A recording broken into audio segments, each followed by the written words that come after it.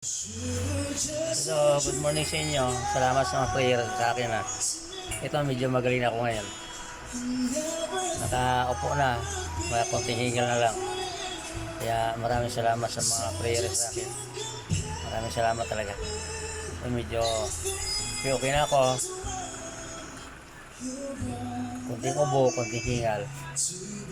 Ito ko ngayon nakasa hingal. Kasanda lang ako. Kaya at saka hindi ako hinihingal pumunta ng CR.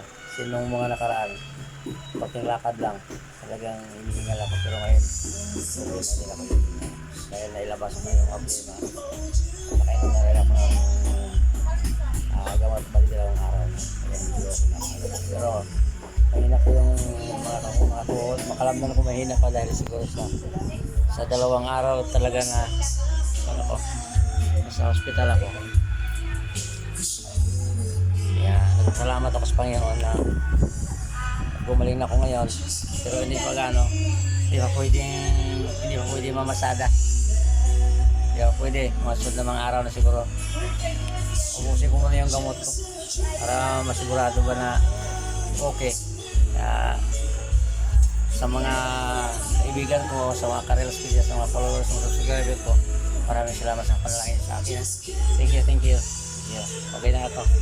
Kunting ka lang. Kunting pahinga na lang. Ayun lang dito lang. Pag nabuhay na tayo. Bye, ingat kayo. Kaya sabihin ko sa inyo, huwag niyo kalimutan ng patuloy ng pawis sa likod nyo. Ay, yun ang dahilan na nadali ako eh. Na madalas ko natuloy ng pawis sa likod ko, hindi ko pinapansin. Tapos hanggat inubo ako. Inubo ko ng konti, hindi ko pinapansin. Hanggat na punta sa ganitong sitwasyon.